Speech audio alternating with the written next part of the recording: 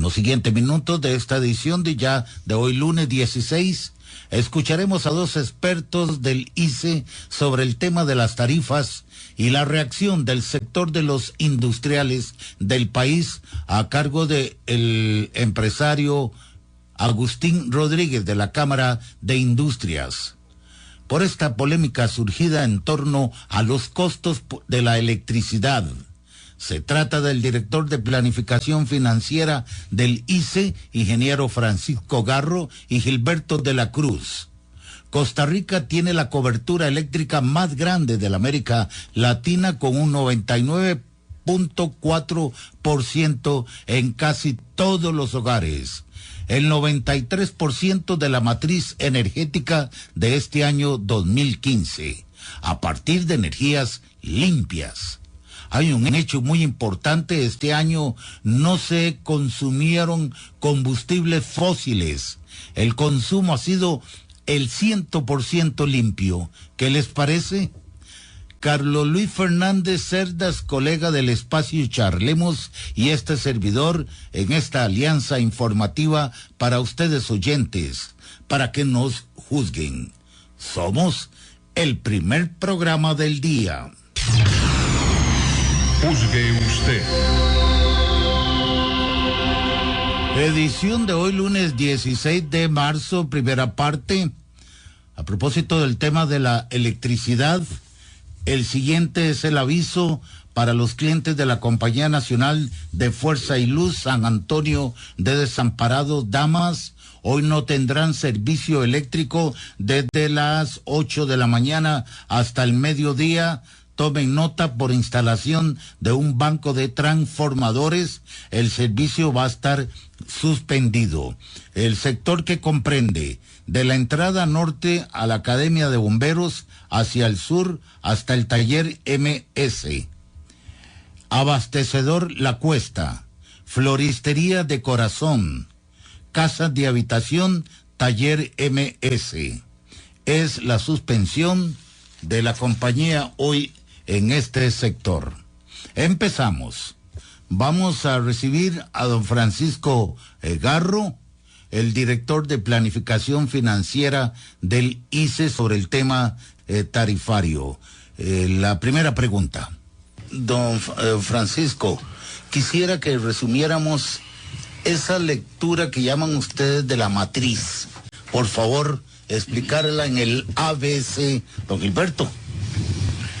Muy bien, ¿qué es lo que se llama la matriz energética? La matriz energética es la composición de fuentes de generación eléctrica que se producen en el país para satisfacer la demanda eléctrica. Entonces, Costa Rica tiene una matriz eléctrica de generación de electricidad que la distingue en el mundo. Son contados los países en el mundo, contados con los dedos, los países en el mundo que pueden exhibir una matriz como la de costarricense. ¿A qué me refiero con eso? Bueno, a que tenemos una matriz donde en promedio más del 90% de la producción eléctrica nacional proviene de fuentes renovables. Hay años donde hay más agua o mejores condiciones climáticas, entonces hay una mayor participación de las fuentes renovables, como por ejemplo en el año 2004, donde fue el 99.2%, o años donde hay mucha sequía, las condiciones climáticas son adversas, como el año 2013, por ejemplo, donde la participación de fuentes renovables fue de un 88%. Este año, el 2015, don Gilberto. Este año va pintando muy bien. Hemos tenido hemos tenido una generación hidroeléctrica muy favorable. La hidrología está como en el promedio. Y entonces estamos generando generación hidroeléctrica, viento, y no hemos generado ni una gota de combustible fósil a la fecha. Bueno, de acuerdo con los documentos que tenemos aquí proporcionados por Isabel Ovares, se nos ha presentado los niveles de embalse actuales y los estamos viendo muy positivos, es decir, están acorde a la realidad, y en otros estamos superando el favorecimiento de Dios, de la naturaleza. El Sistema Eléctrico Nacional, SEN, es el que lleva este monitoreo casi de minutos todos los días del año. ¿Qué impacto tienen los embalses y sobre todo esta gran ayuda del CEN, que es el Sistema Eléctrico Nacional? Bueno, los embalses son muy importantes en un sistema como el costarricense basado en fuentes renovables, porque los embalses permiten guardar agua del invierno al verano. Tal vez me devuelvo para explicar un poco cómo se compone la matriz. Me parece que es importante. La matriz nuestra tiene la principal fuente es la generación hidroeléctrica, que es como un 67%. La sigue la geotermia. La geotermia, que es la energía que se produce a partir del calor de la tierra en las zonas cerca de los volcanes. La geotermia es como del 15%. Luego la sigue el viento. El viento es una fuente que, por ejemplo, el año pasado fue el 7% en esa matriz. Después está la biomasa, que es un 1%, y la energía solar, que por el momento es muy poquita. Entonces, estas fuentes tienen características particulares que hacen necesario, por ejemplo, que se tenga que tener embalses y que también se tenga que tener generación térmica con combustibles fósiles. Y paso a explicarlo. Por ejemplo, la generación hidroeléctrica que no tiene embalses, que se suele llamar generación a filo de agua, es una generación que en la época seca reduce su producción sustancialmente, se reduce enormemente. Por ejemplo, en promedio todas las plantas de generación renovable, de generación a filo de agua, podrían producir en el mes más seco, en un mes 200 gigavatios hora, mientras que en octubre pueden producir 700 gigavatios hora, para que tengan una idea de cómo cambia la producción eléctrica por la estación. El viento, que es una fuente también muy buena en Costa Rica, tenemos vientos maravillosos, pues resulta que el viento cuando más sopla es en la época seca. En la época seca hay mucho viento. Y eso crea un balance, ¿verdad? Entonces. Sí, pero entonces en la época de invierno se reduce el viento. Entonces, el hecho de que el viento sople más en la época seca es un buen complemento de la generación hidroeléctrica a filo de agua que reduce su producción.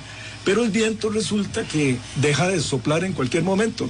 Por cierto que hoy, perdón, Gilberto, hoy sopló viento, pero con ceniza también.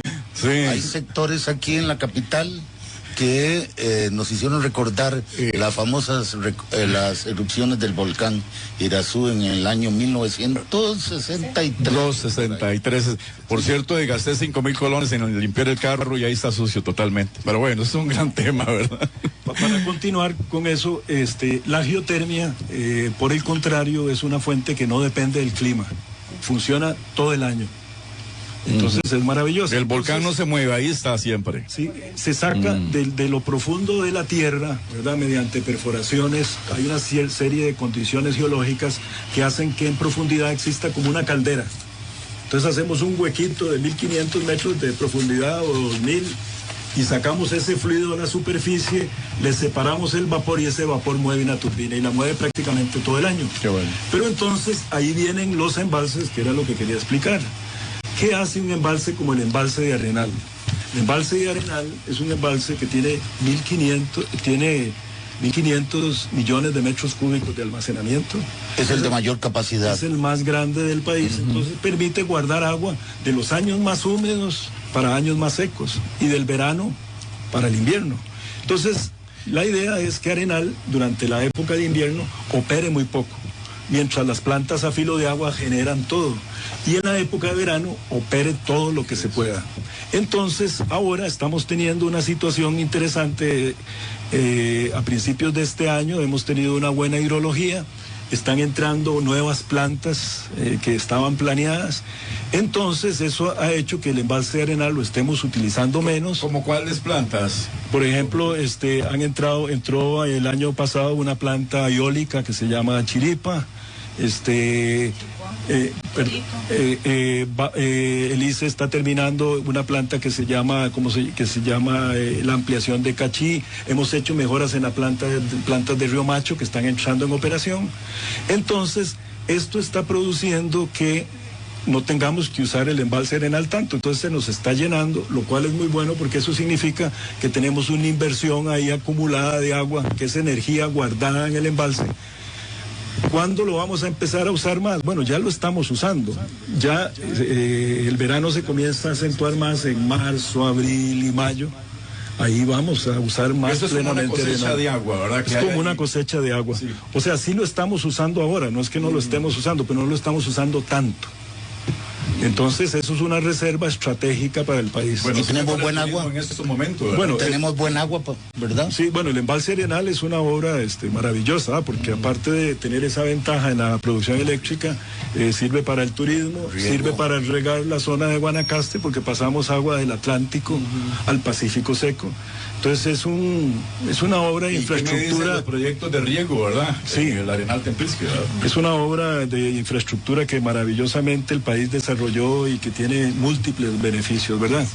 Bueno, parecido a esta obra, quiero aprovechar, va a ser el proyecto hidroeléctrico El Diquís, que el ICE tiene visualizado tener en ejecución el año 2025. ¿Cuánto se ha invertido? No sé, tal vez don Francisco Garro nos puede contestar esa pregunta. ¿Cuánto se ha invertido en Diquís? Porque se hablaba de una suma de 192 millones de dólares el año pasado, pero que no estaba correspondiendo al avance, ¿verdad? Yo no sé si tienen los números ahí, sí, los actuales al 2015, pero bueno, se ha invertido una cantidad suficiente de dinero, ¿verdad? Sí, bueno, no ando ese dato, pero tome en cuenta que este es un proyecto que es de 650 megavatios, que tiene un costo del orden de los 2.400 millones de dólares. Entonces los estudios de factibilidad de un proyecto de estos son un porcentaje que puede oscilar entre el 2 y el 4%.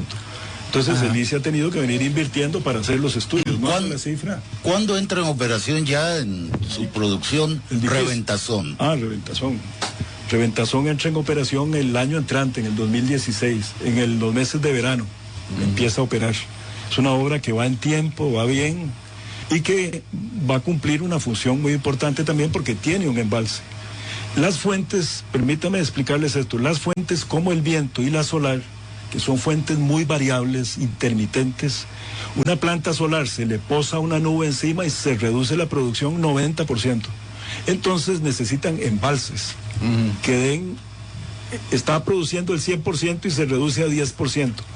La energía se requiere inmediatamente, hay un balance entre la oferta y la demanda. Entonces, rápidamente un proyecto con embalse tiene que dar ese 90% que dejó de dar la planta solar. Yo soy sureño y ahora me salta un montón la duda cuando dijiste Reventazón, porque se ha hablado de planta, Boruca, Reventazón y Diquís. ¿Cómo hacemos para nosotros como oyentes ubicarnos en esa locación que es en la zona sur? El proyecto Reventazón es en el río Reventazón, cerca de Siquirres. Ok. Boruca fue un proyecto que fue sustituido por el Diquís. Quise decir Terra, ¿verdad? Me confundí en el término, sí. Le voy a explicar. El proyecto Boruca fue un proyecto que durante muchos años estudió el país, era en el Grande de Terra. Correcto. Unos 20 kilómetros aguas arriba de Palmar Norte. El ICE luego, en estudios que hizo de revisión del proyecto, lo optimizó y terminó determinando que el proyecto viable es el proyecto El Diquís. El proyecto El Diquís está en la cuenca del río Grande de Terraba, pero está en el río El General. El río Grande de Terraba lo forman dos grandes ríos, el General y el río Cotobruz. El proyecto El Diquís, el Boruca estaba en el Grande de Terraba, el Diquís está en el río El General. Y entonces, el proyecto Boruca tenía la casa de máquinas al pie de la presa, cerca de Palmar, mientras que el Diquís está para arriba del puente famoso ¿cómo se llama? El Cajón. El Cajón. El Cajón, en el río General, y mediante un túnel pasa la fila costeña de la montaña, y cerca de Palmar Norte va a tener la casa de máquinas. Ese es el proyecto del Diquís. Y ese es el que es viable, que es muy importante para el país, pero que todavía su viabilidad social está por concluirse porque hay de por medio una consulta indígena. Yo me imagino que don Carlos le va a preguntar sobre la capacidad de producción. No solo la capacidad, sino el área que queda esto inundado, ya desaparece. Sí, tiene varios cientos de kilómetros cuadrados, o sea, es un embalse. Menos que el de Boruca. Menos que el de Boruca y menos que el de Arenal, o anda parecido al de Arenal, pero es un embalse muy importante y que va de paso a permitir un desarrollo también alrededor del embalse. Vamos a decir cosas positivas del ICE, ya que se ha disparado mucho en los últimos días. Por ejemplo, el país ha construido una matriz excepcional, es decir, toda la infraestructura en el mundo en calidad y sostenibilidad, y así ha sido reconocida. En Costa Rica la cobertura eléctrica es de un 99,4% de todos los hogares, oigan ustedes. El 93% de la matriz energética del 2015, de este año, se producirá a partir de energías limpias, y este año no se ha consumido combustibles, el consumo ha sido 100% limpio. Parece mentira esto. En calidad del servicio es la segunda de América Latina, superada por Uruguay según el Foro de Competitividad Mundial. Somos número 1 en América Latina en energías limpias y renovables según la WWF. Recordemos que es la mayor organización conservacionista independiente en el mundo. Y además somos en Costa Rica de los primeros en el mundo en rendimiento de la arquitectura energética, de acuerdo en el ranking 2015 del Foro Económico Mundial. Cosas que no se saben y que se están sabiendo ahora, ¿verdad? Pero las baterías se enfilan a que nuestro país tiene las tarifas más caras del continente. Bueno, ¿quién tiene la razón? Tenemos que saltar entonces a este tema preocupante, las tarifas eléctricas para el sector industrial y residencial. Ingeniero Francisco Garro, usted que es el experto en manejar cifras económicas, ¿podrían estar más bajas las tarifas eléctricas en Costa Rica, y cuál es la perspectiva para que se reduzcan? Porque recordamos que esa fue una de las promesas y actuales políticas del actual presidente Luis Guillermo Solís Rivera. Bueno, usted acaba de dar una lista de calidades. Cuando uno tiene un servicio de calidad, hay que pagar por ese servicio de calidad diferente a un país vecino, digamos, o centroamericano, en donde el grado de cobertura, en lugar de ser un 99.4%, es de apenas de un 75%, en donde los indicadores de calidad del servicio son muy diferentes, donde hay racionamientos, donde hay apagones, o sea, hay un servicio de calidad en el ICE que es, en Costa Rica, básicamente, que es muy diferente a otras condiciones. Por lo tanto, eso es un costo que hay que pagar. Sin embargo, aún así, con toda esa calidad que se tiene, no supera en precio a otros países latinoamericanos y centroamericanos. O sea, lo que ha pasado tal vez es que antes las tarifas eran muy baratas y han llegado a alcanzar un nivel que es un nivel, adecuado, siempre siendo competitivo. Nada más que hay que recordar que el 2011, 2012 y producto de esa famosa crisis del año 2007, hubo rezagos en las aprobaciones de la autoridad reguladora que hicieron que en el 2013 o 2014 hubo necesidad de cobrar esos rezagos que alcanzaron cifras como de 44.000 millones de colones. Entonces, claro, llegó un momento en donde la tarifa tuvo un crecimiento, pero este es el momento, bajo esas condiciones que decía Gilberto ahora, de un embalse alto, de no estar quemando combustibles, en donde las tarifas están tendiendo a la baja, y ya a partir del 1 de abril ya va a haber una disminución tarifaria importante. Escuchan este programa especial conjuntamente con el colega Charlemos en Radio Actual, Carlos Luis Fernández, y con la participación del director de Planificación Financiera del ICE, Francisco Garro, y Gilberto de la Cruz, de esta institución. También va a participar el representante de la Cámara de Industrias, Agustín Gutiérrez, en breve. Juzgue usted.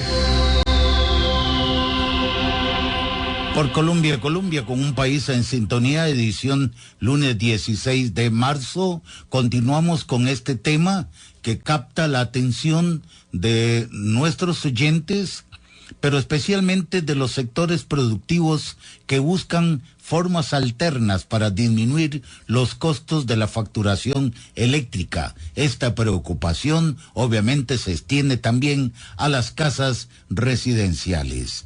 Carlos Luis Fernández, director del programa Colega Charlemos, pregunta.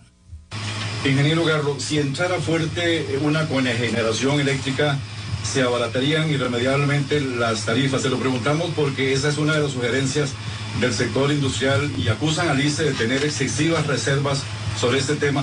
que por cierto está Agustín Rodríguez de la Cámara de Industrias ahí, va a participar en el programa. Respondemos. Bueno, en la generación eléctrica hubo necesidad de hacerla, de comprarla. Hay una ley 7200 donde entraron generadores privados. Ahí entraríamos en un tema de discusión desde el punto de vista financiero y económico, digamos, en el caso de la compra de generadores privados. Ya hay que analizar ya un poco de detalle, porque un generador privado, digamos, hace una planta que se recupera su inversión en 12, 15 años al inicio, mientras que un proyecto como el eléctrico, un proyecto de ICE se recupera en 40 años, que pues, a través de la depreciación en 40 años es un costo menor, o sea, no se traslada a las generaciones actuales, digamos, un costo importante, pero digamos, también es importante aclarar que la generación privada es parte de esa matriz que habla de Gilberto ahora, y es una energía que es importante en este momento, y dependemos de parte de esa energía de generación privada. Don Francisco, la Comisión Económica para la América Latina, CEPAL, habla de que Costa Rica cobró a los consumidores el kilovatio hora durante el año 2013 a 18,47 centavos de dólar estadounidense. Se habla también en este informe, estos datos, el sector de un sector eléctrico regulado, Guatemala, la nación con el precio más alta, seguida de El Salvador, Nicaragua, de acuerdo a estos gráficos que también tenemos en nuestro poder. ¿Cuál es el verdadero ese informe de CEPAL ha generado una discusión que me parece que es que no se ha leído bien, digamos, la lectura. O sea, cuando uno quiere representar un país, algunos alan agua para sus intereses. Cada quien utiliza la información de como uno le guste, ¿verdad? O sea, realmente si uno quiere ver un país y comparar un país con otro país, el indicador que mejor me lo da es el promedio. Porque cuando usted tiene un promedio, me está diciendo, cuando usted dice todos los ingresos se dividen entre todos los kilovatios hora vendidos, me tiene un promedio nacional. Ese promedio nacional yo lo puedo comparar en todos los países, y ese es el número que usted me está dando, en donde Costa Rica es más barato, con excepción de Honduras, que tiene un subsidio, digamos, del mismo gobierno hacia las empresas eléctricas. Bueno, sí, tenemos ya a Agustín Rodríguez de la Cámara de Industria. Disculpan, sí, para balancear un poquitito. Vamos a escucharlo, aquí nos van a ayudar. Don Agustín Rodríguez, aquí estamos en este programa especial analizando todo lo que es la producción de energía eléctrica en este país. Habíamos dicho al principio de este programa que se está realizando un foro en estos momentos en Cartago. Es un congreso de energía biomásica. ¿Es tanta la preocupación del sector industrial en estos momentos por el costo de las tarifas eléctricas? ¿Le escuchamos? Sí, señores, buenas tardes. Realmente la Cámara de Industrias está muy preocupada porque el precio se ha venido desmejorando de una manera acelerada. En 10 años prácticamente se ha incrementado en un 300%. En Centroamérica cada país tiene unas tarifas que son, digamos, más competitivas que otras. Así que decir que un país u otro país es más competitivo, esto va a depender del sector en que estemos hablando. El foro se está realizando porque precisamente las industrias no ven que en años venideros las tarifas de nuestro país vayan a retornar a los niveles que teníamos hace 5 o 10 años. Tal vez le respondemos. Sí, es imposible retornar a precios de hace 5 o 10 años. Igual los salarios no van a retornar a los salarios de hace 5 o 10 años. El precio del cemento, del hierro, de la construcción, de la varilla no va a llegar nunca a precios de hace 10 años. O sea, aquí el asunto es que hay que ver una situación económica y mundial.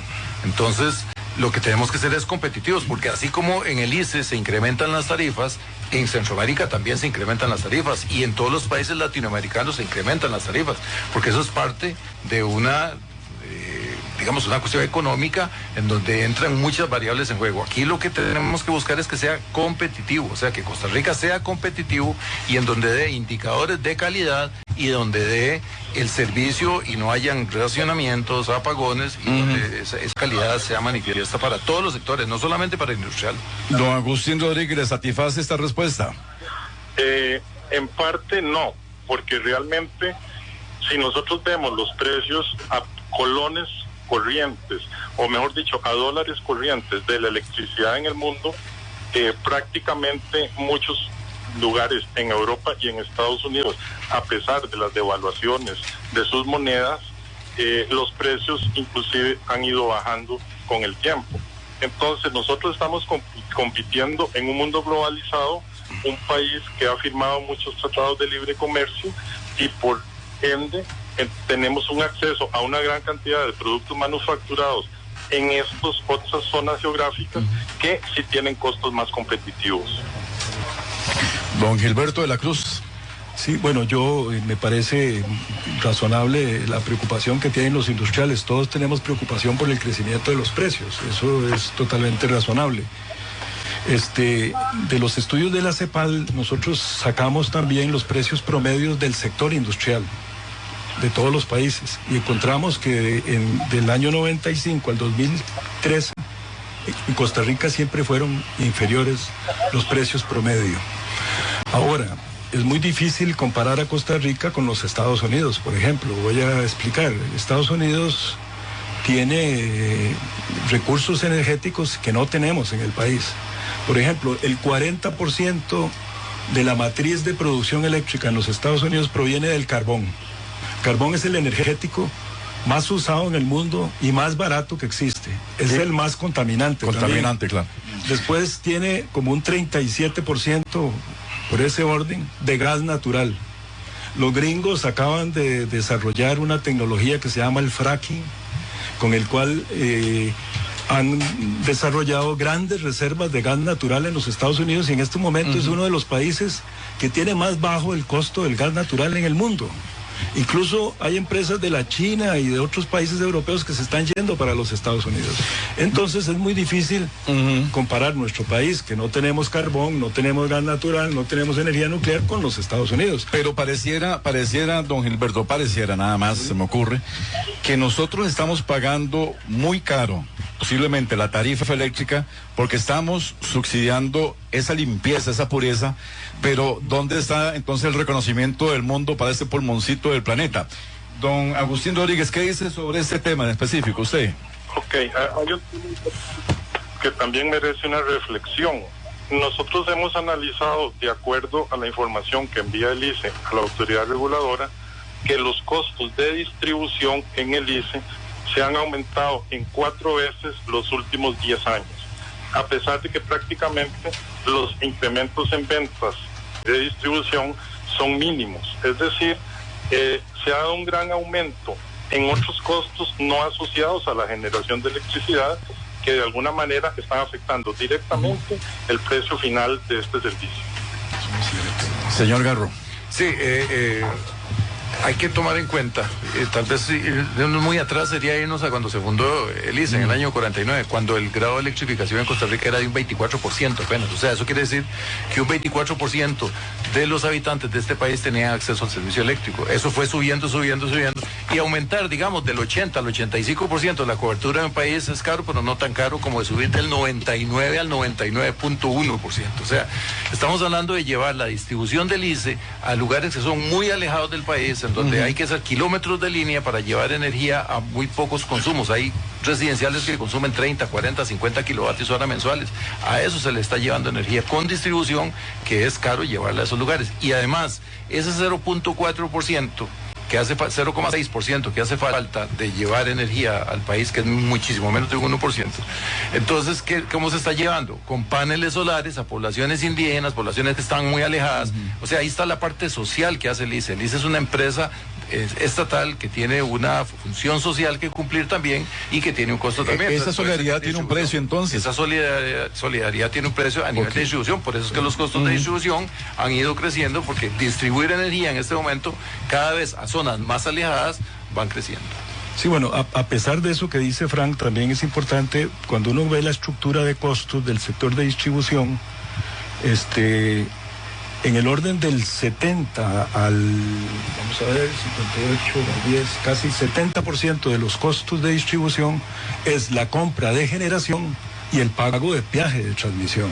O sea, los costos de distribución son un 30%, los que son propios del sistema de distribución.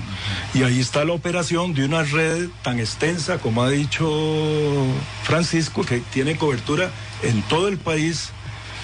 Y entonces, y también cuando uno ve el costo total de la electricidad, encuentra que el costo de distribución representa como un 13 o un 14% del costo promedio total. Entonces no es tan alto. Otro tema son la forma en que están distribuidas o organizadas las tarifas, ¿verdad? Porque sí, hay clientes que tienen factores de consumo de planta, de carga muy bajos, entonces esos pagan más cara la tarifa que otros que son más eficientes. Entonces yo no comparto tanto esa preocupación de Agustín.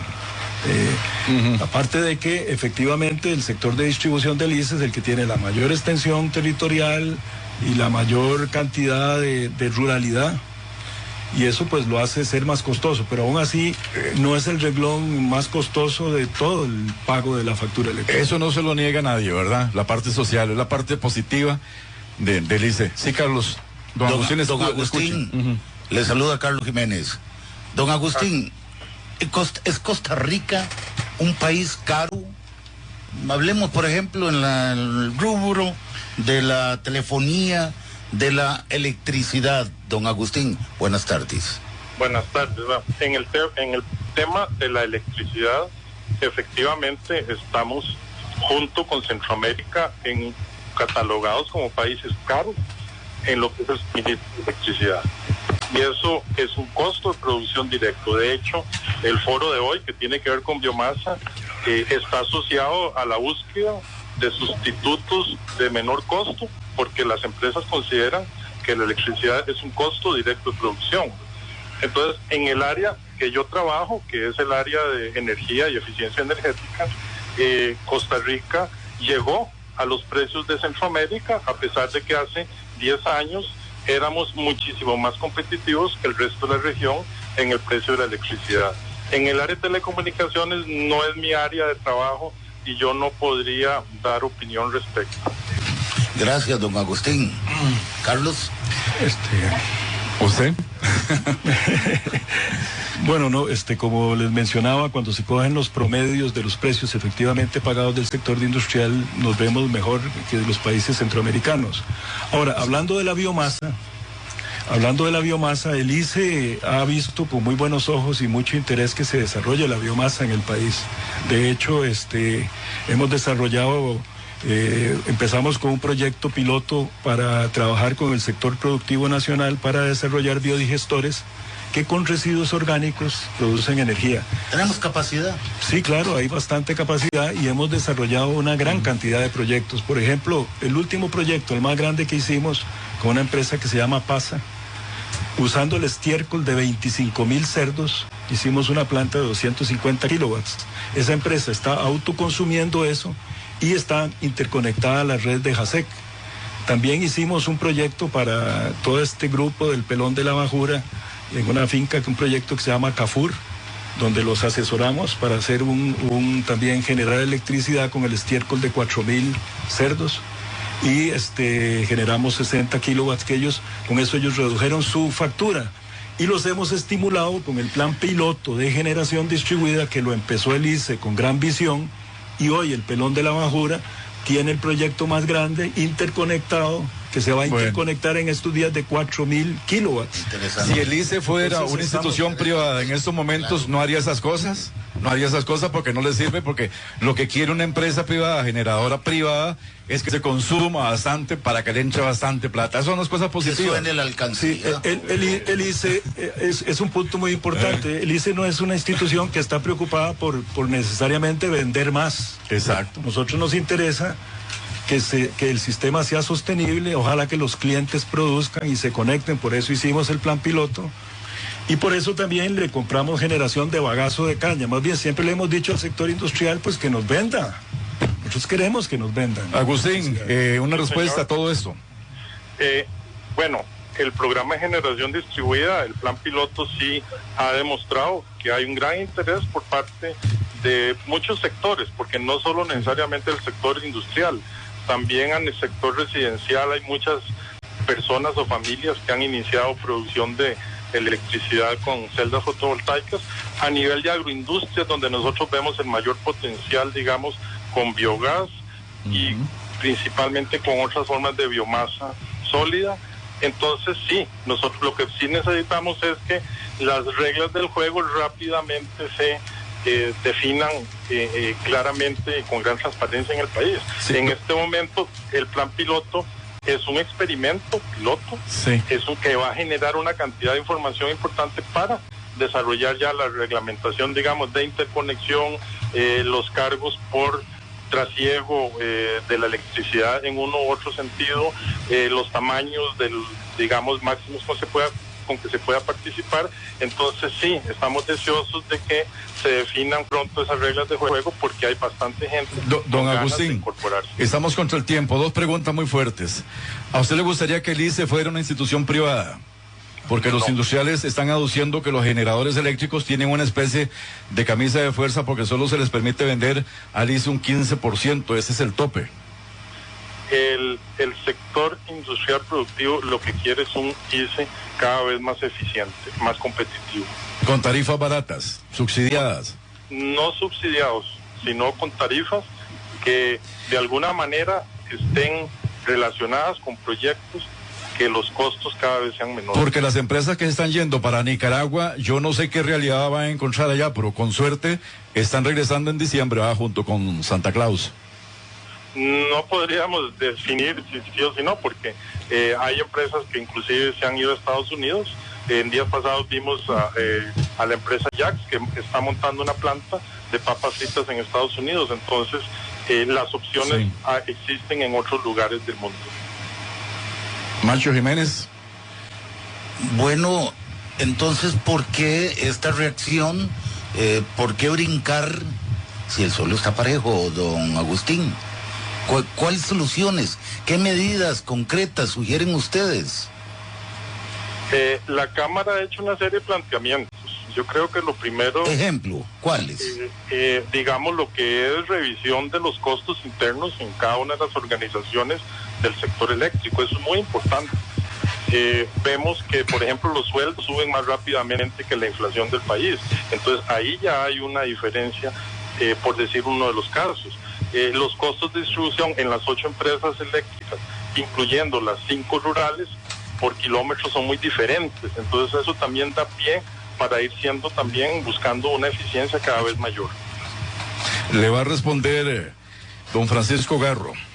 El ICE, desde la administración pasada, hubo una directriz de la presidenta Laura Chinchilla en donde debía de revisarse o separarse los costos del ICE en dos, en costos controlables y costos no controlables. Costos no controlables era el precio de los combustibles, la compra de los generadores privados, todo lo que tiene que ver con esa inversión o la compra de energía o combustibles.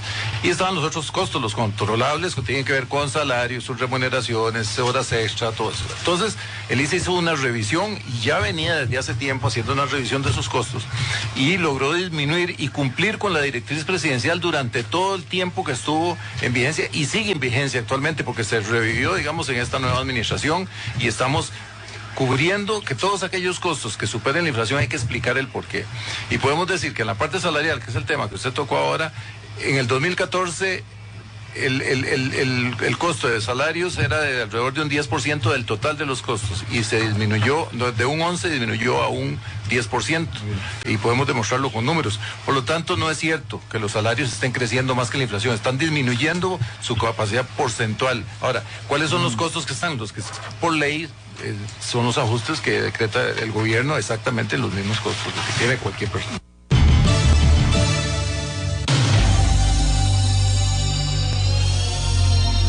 Bueno, llegamos al final de este espacio, de este programa, conjuntamente con Charlemos de Radio Actual y Carlos Luis Fernández Cerdas, con la participación del ingeniero Francisco Garro, director de Planificación Financiera del ICE, de Gilberto de la Cruz, del ICE, y también la intervención de Agustín Gutiérrez en representación de la Cámara de Industria de Costa Rica.